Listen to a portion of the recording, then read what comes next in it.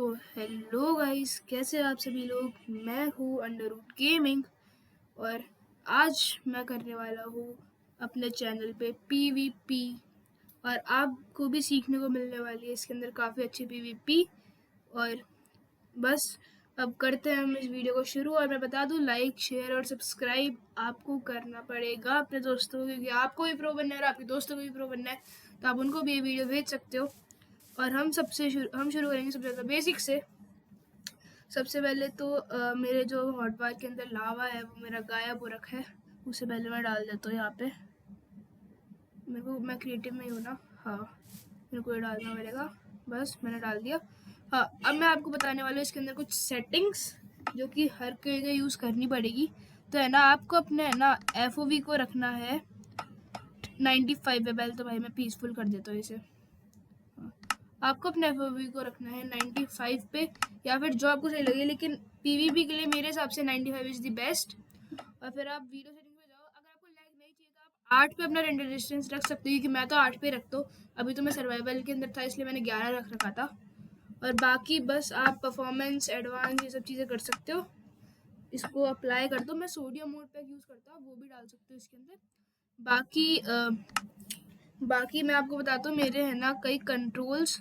उससे पहले आप ये देख लो कि अटैक इंडिकेटर को हमेशा आपको रखना है क्रॉस हेयर पे, क्योंकि वो सबसे ज़्यादा इजी रहता है और सबसे कन्वीनियंट भी वही रहता है। अब मैं आपको बताने वाला हूँ मेरे कंट्रोल्स, मतलब मेरे की बाइंड्स मैंने क्या सेट कर रखे हैं। आप अपने अलग सेट कर लेना, क्योंकि वो बहुत इंपॉर्टेंट चीज़ है। स्क्रॉल मत ही करना मेरे हिसाब से। तो मैंने सेट कर रखा है भाई, अपने माउस बटन्स को भी कर रखा है R Z, और बाकी काफ़ी सारे डिफ़ॉल्ट भी आप देख सकते हो। हाँ, और एक और चीज़ बता दो, ऑटो जंप को ऑफ रखना। और है ना अपना जो माउस सेटिंग्स है उसके अंदर जाके सेंसिटिविटी को भी कम रखना, स्प्रिंट को होल्ड पे रखना और स्नीक को भी होल्ड पे रखना। और बाकी भाई अपने है ना सेंसिटिविटी को आप 50 रख सकते हो। मैं तो 50 रखता हूँ, वो तो अपने ऊपर डिपेंड करती है जो आप चाहो। एक्सेसिबिलिटी सेटिंग में जाके आपको है ना FOV को हमेशा रखना ऑफ पे, FOV इफेक्ट्स को ऑब्वियसली। और भाई अपने डैमेज टिल्ट को भी हमेशा रखना है ऑफ पे। और भाई नरेटर तो मैं तो ऐसे ही कर दिया, वो इतना कुछ ज़रूरी नहीं है, क्योंकि भाई वो दिमाग ख़राब करते जब भी बी दब जाते हैं गलती से। फेदर सेटिंग्स, अगर आप फेदर क्लाइंट यूज़ करें तो आप फेदर सेटिंग्स के अंदर जाके मेरी सेटिंग्स कॉपी कर सकते हो। एनिमेशन ये सब चीज़ इतनी काम की है नहीं। आर्मर स्टेटस रख सकते हो, क्योंकि भाई उससे आपको आर्मर का स्टेटस मिलता रहेगा कि आपको कितना ब्रोकन हो चुका है, कितना सही है। और बाकी मैं तो फेदर का मॉड पैक यूज़ करता हूँ। और CPS आप ऑन रख सकते हो। मैं तो बेड वॉर्स खेलता हूँ इसलिए मैंने कर रखा है। कस्टम क्रॉस यार आप कर लेना अपना, क्योंकि वो काइंड ऑफ इम्पॉर्टेंट है PVP के अंदर। मैं तो अपना नॉर्मल पहले क्रॉस रखता था, अब भी मैं क्रॉस ही रखता हूँ, लेकिन प्लस वाला, क्या ही बोल रहा हूँ मैं, कोई बात नहीं। प्लस वाला क्रॉस रखता हूँ, है ना। मैं भी करता हूँ रेड, लेकिन मैं आप इस वीडियो के लिए करने वाला हूँ अपना क्रॉस हेयर को ब्लैक, पता नहीं क्यों इसमें। हाँ, एक दो इम्पॉर्टेंट सेटिंग्स और बचती है, जो कि है भाई सबसे पहले तो अपनी है सेचुरेशन। सबसे इम्पॉर्टेंट चीज़ है सेचुरेशंस। और भाई पोशन इफेक्ट्स भी बहुत ज़्यादा इंपॉर्टेंट है, क्योंकि जब आपका पोशंस ख़त्म हो जाएंगे तो आपको बताते रहेगा। की स्ट्रोक्स आप ऑन रख सकते हो, क्योंकि मैं तो बेड वॉर्स खेलता हूँ और काफ़ी सारी चीज़ें इससे बेटर भी हो जाती है की स्ट्रोक्स, इसलिए मैं इसे ऑन रखता हूँ। पोशन इफेक्ट भाई बहुत ज़्यादा इंपॉर्टेंट है, तो पोशन इफेक्ट को आप ज़रूर से ऑन रखना। एज वी नो भाई, पोशन इफेक्ट्स काफ़ी सही रहती है। सेचुरेशन को ऑन रखना, मैं बता दूंगा इसका क्या काम होता है। और बाकी भाई स्नैप लुक भी काफ़ी इंपॉर्टेंट चीज़ है, वो भी आप ऑन रख लेना, क्योंकि बीच बीच में है ना आपको पीछे देखना पड़ता है कि बंदा आपके पीछे आ रहा है। जब आप भाग रहे हो, आपकी बहुत कम हेल्थ और आपके पास कोई सामान हो ना, तो ये भी इम्पॉर्टेंट चीज़ है। और बाकी भाई जूम आप ऑन रख सकते हैं। अगर कोई दूर आपका अपोनेंट है तो फिर है ना भाई आप उससे है ना भाई देख सकते हो कि वो कितना दूर है, कैसे, मतलब क्या उसके पास है, कौन सा आर्मर है। और तो भाई बस यही था सेटिंग्स के अंदर। तो अब मैं आपको बताता हूँ PVP के बेसिक्स। सबसे पहले तो भाई आप अपने इन्वेंट्री सॉर्ट आउट कर देना। तो बता दूँ कि आपका हमेशा ना अपनी सैचुरेशन को फुल रखना, उससे आपका डैमेज भी ज़्यादा जाएगा उस बंदे पे, और है ना आपकी हेल्थ भी फुल होती रहेगी। सैचुरेशन हमेशा फुल रखना। वो जो आपके खाने के ऊपर आउटलाइन होती है वो होती है सैचुरेशन। और अब देखो, सबसे पहले है ना, अगर अपन मार देना ये नॉर्मल खड़े हो गए तो वो स्वीप हिट जाता है जब अपने है ना क्रॉसर के नीचे पूरा वो बार फिल हो। जब अपन कूद के मार जाए तो जाते हैं क्रिट, अगर अपन है ना नीचे गिरने वाले तब मारे तो क्रिट जाता है वो परफेक्ट वाला।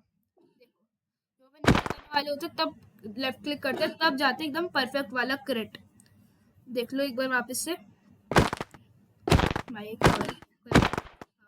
ऐसे जाते हैं अपने परफेक्ट क्रिट्स इसके अंदर। आप इसकी प्रैक्टिस करते रहना। Crits is very important in Netherland PvP. हर एक पीवी के अंदर इंपॉर्टेंट, लेकिन मुझे सबसे ज़्यादा इंपॉर्टेंट पीवी में इसमें भी प्रैक्टिस करो। आप वैसे भी प्रैक्टिस करते रहना। और भाई आप साइड बाय साइड क्रिट्स भी देख सकते हो, काफ़ी इंपॉर्टेंट होते हैं।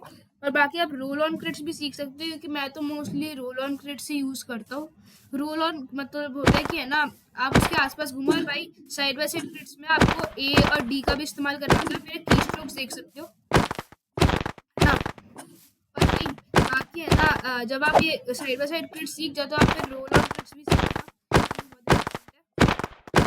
रोल ऑन क्रिट्स काफ़ी सही रहते हैं भाई, इम्पोर्टेंट चीज़ है रोल ऑन क्रिट। भाई उस बंदे का क्या एम पे करते तो आपको मार रहा होता है। भाई मैं F5 में एक बार ट्राई करती हूँ रोल ऑन क्रिट्स, वो भाई बढ़िया कर रहा है। मैं F5 में रोल ऑन क्रिट्स कोई बात नहीं। हो गया ये, आप रोल ऑन क्रिट सीख चुके हो। अब इसके बाद आपको सीखना पड़ेगा एक्स पीवीपी। एक्स पीवी बहुत काम आती है जब उसने शील्ड अपने हाथ में रख रखी हो और है ना आप बस उस पर लेफ्ट क्लिक कर दो तो उसकी शील्ड ऐसे खुल जाएगी। फिर आप उस पर आराम से स्वॉर्ड से चढ़ सकते हो। और भाई अपने है ना एक्स का डैमेज ज़्यादा होता है लेकिन वो कूल डाउन काफ़ी लेती है। लेकिन एक और चीज़ बता दो, अगर आपको है ना उसे शॉक देना तो आप है ना भागो और जब उसे शील्ड लगा रहेगा आप उसके पीछे जाके क्रिट मारो तो उसे है ना बहुत ज़्यादा तगड़ा शॉक लगेगा। और भाई वो सोचेगा आप चीटिंग कर रहे हो, लेकिन आप चीटिंग नहीं कर रहे होगे और उसे डैमेज भी पड़ेगा। उसकी शील्ड इनेबल नहीं रहेगी, लेकिन आप उससे पीछे से ही वही चढ़ सकते हो उसके ऊपर स्वॉर्ड से। और इन सबसे एक बार वापस दिखाया तो मैं आपको ऐसे जाओ उसके सामने, उससे पीछे जाके भाई एकदम खतरनाक सी क्रिट दे दो, वो बंदा शॉक हो जाएगा। और भाई इसके बाद मैं आपको बताता हूँ एक और चीज़ जो कि है भाई अपना कॉम्बो। भाई कॉम्बो काफ़ी ज़्यादा काम आता है नेदराइट में भी, और है ना सबसे ज़्यादा काम आता है वो डायमंड में, क्योंकि बंदा आपको भाई टच ही नहीं कर पाएगा तो आप वो बंदा आपको डैमेज कैसे देगा।